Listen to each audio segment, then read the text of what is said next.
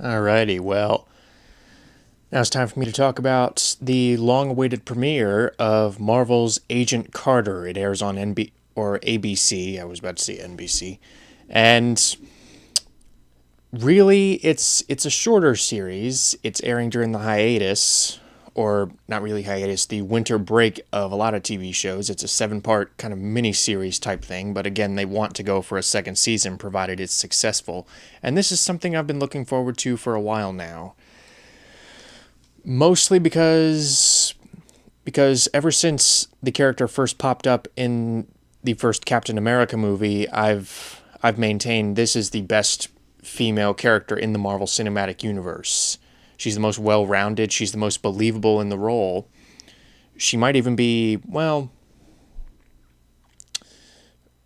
I don't know, when I watched Scarlett Johansson in these movies, I set a pretty low bar in terms of actresses, but I don't want to say she's the best actress. I think that's up for debate between her, Natalie Portman, and Liv Tyler. But the point is, she's finally gotten her own spin-off show detailing her life after World War II. And how is it? Well, there was an interesting dilemma when this idea was first conceived, because Agent Carter in the original Captain America movie was a supporting character, and transferring her to her own series would actually require the writers to change her from a supporting character into the main protagonist, which is not as easy as it sounds. You have to actually have her go through this kind of journey, this arc that a supporting character does not necessarily go through, or at least not as much as the main character. There has to be some added dimension. You have to be able to relate to her as the main character.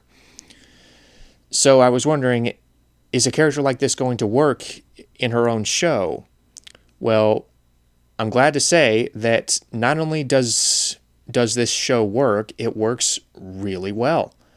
I liked it a lot, based on the first two episodes. Now again, the plot is, it takes place after World War II. Peggy Carter, played once again by Haley Atwell, she has been marginalized in the SSR, and basically what happens is that she's called upon by Howard Stark. Howard Stark is being accused of selling weapons to the enemy because apparently he invented some dangerous devices. He says, well, I can't help what I think of, but I can control who gets it. But apparently his vault of the most dangerous weapons was stolen from, and now his weapons are showing up on the black market, so he's being accused of being a traitor. So he goes on the run, and Peggy Carter is tasked with proving his innocence. And she must navigate not only the rampant sexism that comes with the time period, but also she has to deal with this mysterious new organization called Leviathan. So that's the general premise without giving too much away. Now, first of all, what works about the show is Haley Atwell. She carries this beautifully. Haley Atwell, I've always liked as an actress ever since Pillars of the Earth, where she played Aliena, or however you say her name. But yeah, she has presence, she has charisma, she's believable in both the action and the espionage roles. She's a real chameleon in this show, because she not only does she play the Agent Carter persona well, the character that you are supposed to relate to, but also she kind of transforms into these different personas. She's this seductive blonde who infiltrates a party to get information. She's this inspector, this kind of health inspector type character at one point. So again, really, really stretching the whole espionage angle. And again, the characterization of Peggy Carter is surprisingly accomplished. And I'm not saying that because I have no faith in this premise. I'm saying that because, again, this is a supporting character, and we can now relate to this supporting character as the main character. She is given so much more dimension. We feel like she is an actual...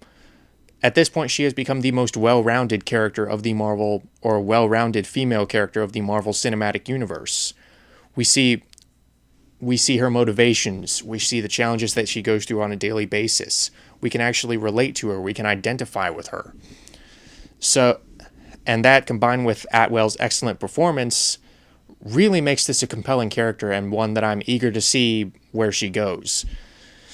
So the lead character is very likable, very accomplished, very believable in the espionage role. And speaking of the espionage role, again, that is done very well.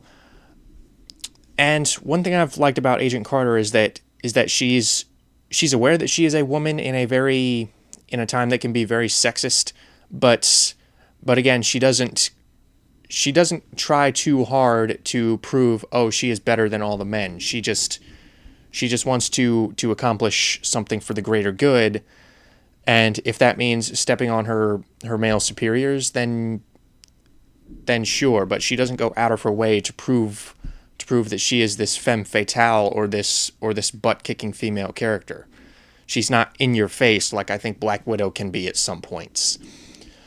So not only that, how are the supporting characters? Well, this is where the show kind of starts to go into hit or miss territory, because some of the supporting characters, like Edwin Jarvis, played by James Darcy, he is really good. I'm really liking him.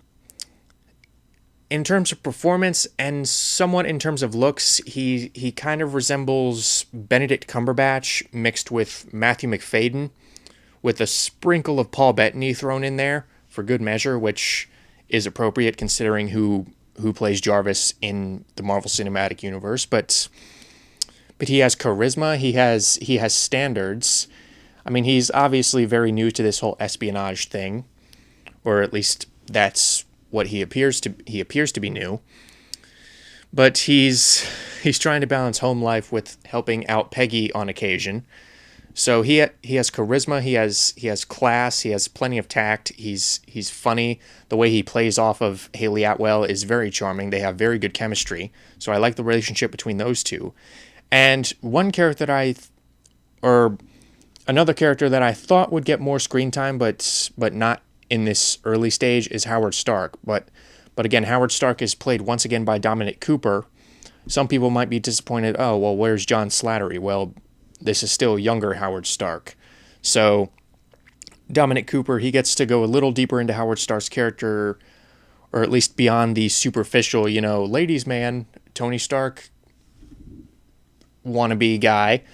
He really gets to go deeper in that, this is someone who clearly knows that he is brilliant, but uses his kind of charisma, ladies' man persona to kind of hide some of the regrets that he feels. So again, he's not on screen for very long, but Dominic Cooper, combined with the script, really gives him more dimension than I thought they would. More dimension than he had in the first Captain America movie. And another character that I think, or that I did not think that I would care about as much, was the waitress, Angie, Peggy's waitress friend, played by Lindsay Fonseca from Nikita. Although I never watched Nikita, so I really only know her as the girlfriend from Kick-Ass, but she's actually given a little bit more dimension than I thought, and she's kind of similar to Peggy in that you could easily kind of label her as this kind of female best friend archetype, always trying to help Peggy out, always trying to say, you should move in with me, or am I great or am I great? Sort of like the stereotypical best friend in these types of movies. Something you typically see in kind of a romantic comedy, but again, it's downplayed enough and given just enough dimension to where not only is Fonseca given plenty to work with, but also it kind of extends beyond simply being this character archetype, and that sort of extends to the New York accent. Fonseca kind of puts on a New York accent, but it doesn't go too far to where it's almost its caricature. If I have to comment on something, on a New York accent that is taken somewhat too far, I would sort of go into Vicki Lewis in the 1998 Godzilla, and by extension Hank Azaria, but I'm not going to get into that right now. And again, in addition, this show is very well paced. I was fairly interested in the story. The espionage angle helps. It's a show that seems really comfortable in what it is, and they really nail the setting. I'm really liking the setting of this post World War II 1940s setting. I mean, obviously, it's not going to look quite as extravagant or as, for lack of a better term, big budget as Captain America, the first Captain America, but considering that this is a television version of that world, it looks pretty good. Although something about the way it's shot, maybe I can't quite place it. It's almost like this sepia tone type of cinematography where it almost seems. I'm having a hard time remembering or describing it just based on one viewing, but maybe I'll get in future viewings. But I think the image quality could be a little better. Maybe they really want to keep this pulpy feeling in the cinematography, but I don't know. I might comment on it in another video. But again, some of the touches that they insert, there's this radio show called the Captain America Adventure Hour or something like that, where it's very reminiscent of the old Superman radio shows or the Lone Ranger, something like that, where again, really embracing the time period here, while at the same time kind of poking fun at it. Peggy Carter is this stereotypical damsel in distress, like, oh, if only Captain America could save me. And Captain America shows up and he's like, you stupid Hitler, evil will never triumph, or something like that. Very cheesy, very pulpy. But again, these Captain America movies and this show by extension really seems to know how to handle this cheesier material. However, a problem, or a few problems, actually come up in the form of the other male characters on the show, specifically the male characters in the SSR department, Peggy's co-workers. They are not interesting. They are so boring. And I was kind of picking on Rick Cosnett's character, Eddie Thawne, from The Flash, as being kind of bland. But he is Gary Oldman's Commissioner Gordon compared to these guys, because these guys are just so boring. I didn't know any of their names. Really, they all kind of blend into one, in that, they're these kind of, not quite oorah, but they're these very male-centric, they very, very much believe in, male empowerment and, and marginalizing Peggy as little more than a secretary. And really this very tight-knit group of individuals, they're just not interesting at all. They're really just, really the four of them, the three or four of them, are just kind of one character, one kind of a-hole character, which I do not find interesting in the slightest. And again, the villains are kind of underdeveloped. We don't really know who the villain is at this point, or we know that the villain is Leviathan, but we don't really know anything about Leviathan or about this organization. It kind of feels like Hydra light, if I'm really have to point fingers at a specific example. So again, this show has issues, but again, the strengths far outweigh said issues, and I think some of these issues can definitely be ironed out in the future. Again, the female characters, a lot of the female characters are really well developed, like Peggy and Angie, and some of the male characters are developed, like Howard Stark and Jarvis especially, but some of the other characters could really stand to have a bit more meat to them, aside from being these kind of archetypes. But they nail the setting. It's paced very well. I'm really digging the espionage angle. They've kind of, I don't want to say reinvented, but they've expanded Peggy Carter to be able to work as a main protagonist, and I'm very interested to see where the show is going to go from here.